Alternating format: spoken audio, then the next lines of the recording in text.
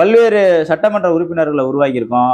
பல்வேறு உள்ளாட்சி அமைப்புகள்ல வந்து விடுதலை சிறுத்தைகள் கட்சியை சார்ந்த தோழர்களை அதிகாரத்தில் உட்கார வச்சிருக்கோம். விடுதலை சிறுத்தை கட்சியை வந்து ஒரு மாநில கட்சியா இன்னைக்கு அங்கீகாரம் பெற வச்சிருக்கோம். அது மட்டுமல்லாமல் இன்னைக்கு தமிழக அரசியலில் வந்து ஒரு மையப்புள்ளியாக விடுதலை சிறுத்தைகளை மாற்றி வச்சிருக்கோம்.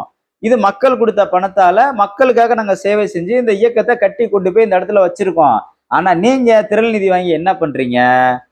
இஷ்யூஸ் காரு, ரெமி மார்ட்டின் சரக்கு, அப்புறம் 2 லட்சம் ரூபாய் வாடகையில சொகுசு வீடு, ஃபாரின் நாய், ஃபாரின் சிகரெட்டு, இது போன்று நீங்கள் சொகுசு வாழ்க்கை வாழ்வதற்கு திரள் நிதி வாங்கி தின்றீங்க. எனவே விடுதலை சிறுத்தைகள் வாங்கக்கூடிய திரள் நிதியும் சீமான் வாங்கக்கூடிய திரள் நிதியும் ஒன்னா? சொல்லுங்க. ஜெபிக்கவே மாட்டேன், நான் தனியா தான் நொட்டுவேன் அப்படின்னு சொல்லி இந்த மக்களை ஏமாத்திக்கிட்டு ஈழ மக்களுக்கு நான் தான் போராடி புடுங்குறேன் அப்படின்னு சொல்லி ஒரு நாடகம் ஆடிக்கிட்டு ஈழ மக்களிடமிருந்து பிச்சை எடுத்து வாழும் நீங்களும் விடுதலை